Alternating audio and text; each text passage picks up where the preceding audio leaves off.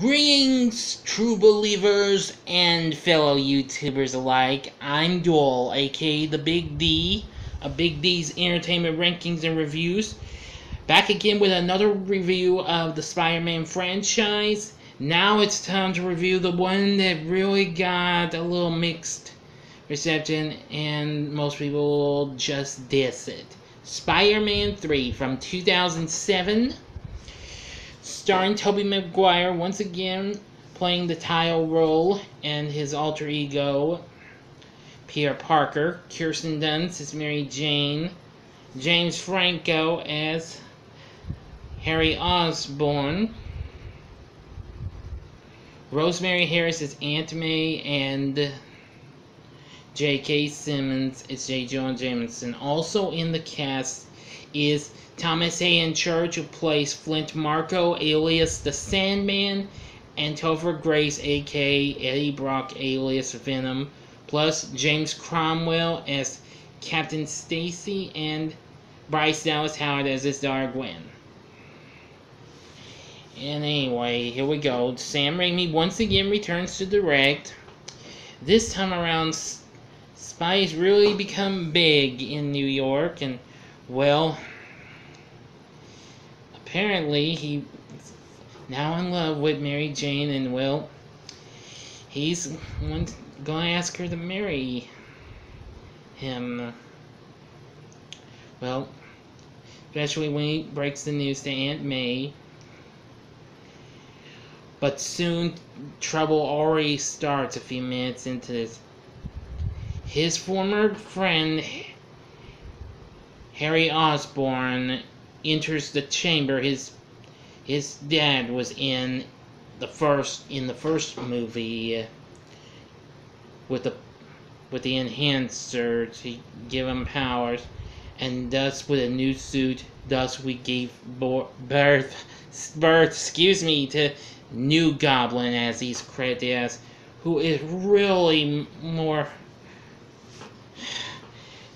hard on Spidey as much as his dad is, to get even for what happened. But soon, after Peter manages to pull one over and sends one out with pumpkin bombs back. I think it was a pumpkin bomb. No, wait a minute. No, a razor bat. My mistake. Crashes, and soon he loses his balance after being hit in the head. It takes a real hard crash. Feels like he's got, well, it's like a case of amnesia, but he's okay now.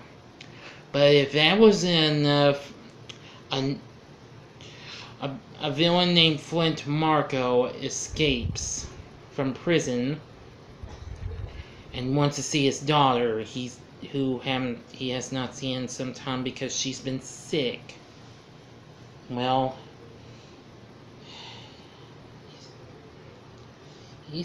because he was wanted and was arrested for something he didn't do, so he's on the run from the law, and to make matters worse, he enters a testing area where he ends up in a sand pit, and soon this machine that uses these things to move around that like separates the particles and what have you, causes Marko to become the Sandman, probably one of Spidey's most strong opponents, actually. Yeah. And not only that, and Spidey has more than just that, he has another big rival in the form of Eddie Brock, who wants to take Peter's job from him at the Daily Bugle. So, apparently, things are going up and down for old Webhead and Peter, especially after Spidey saves Gwen Stacy, who is Peter's lab partner at the university in Dr. Connor's class. And apparently after she is saved by him. Well, she gives the key to Spidey, but unfortunately, Mary Jane's not too thrilled when she gives old Spidey a kiss, just like what she did in the first, like what MJ gave him in the first movie. Yeah. Wow. I know I like the one from the first one, but the one with Gwen, this should have been nominated for an MTV Movie Award for Best Kiss, but never did. Oh well, it's like they say, nobody's perfect.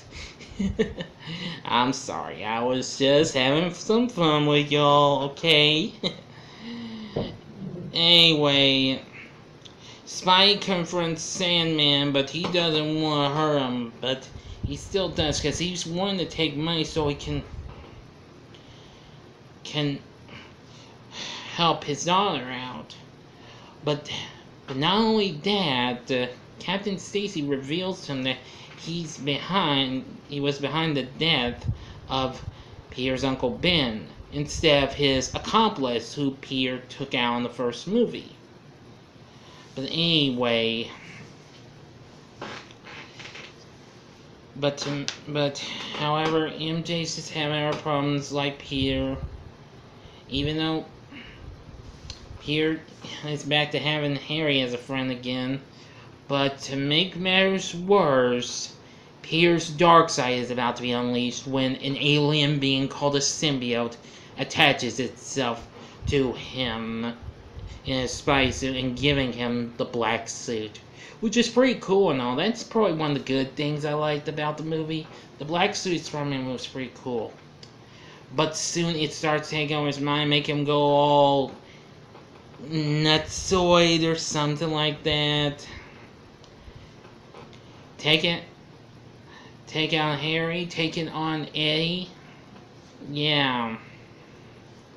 And even though he used the powers of the black suit to take out Marco in the subway scene, which that was really cool, and defeat him with his one weakness, water. But apparently soon,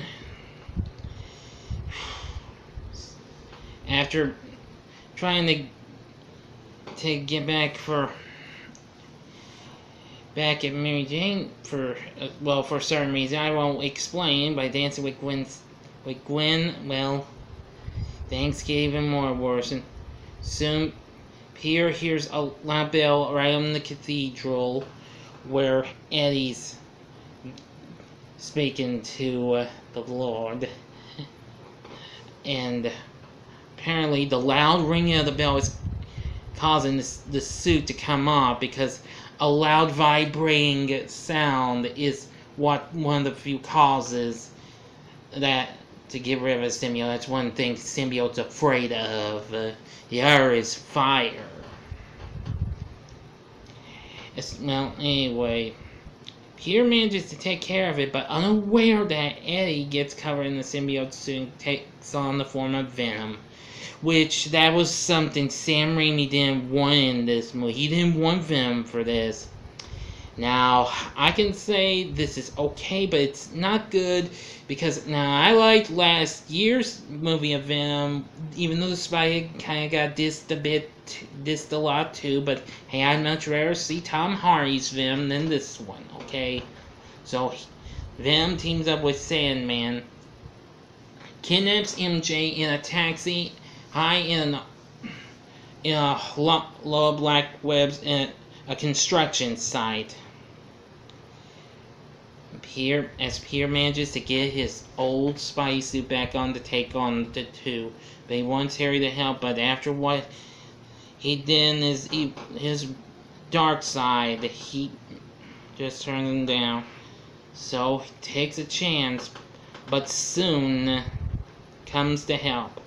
But anyway, this is where I'm getting to the end. If you've not seen the movie, please stop the video at once. And now I keep going, if you have seen it. So anyway, they managed to stop the two, as Venom manages to kill Harry with the spikes despite razor blades on its board, and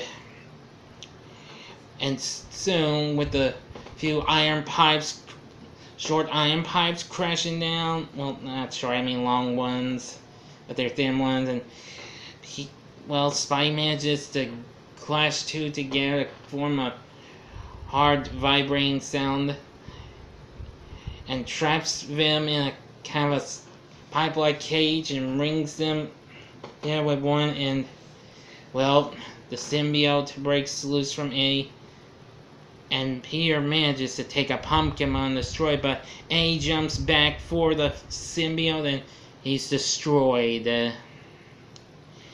Anyway, way to go in the end for that.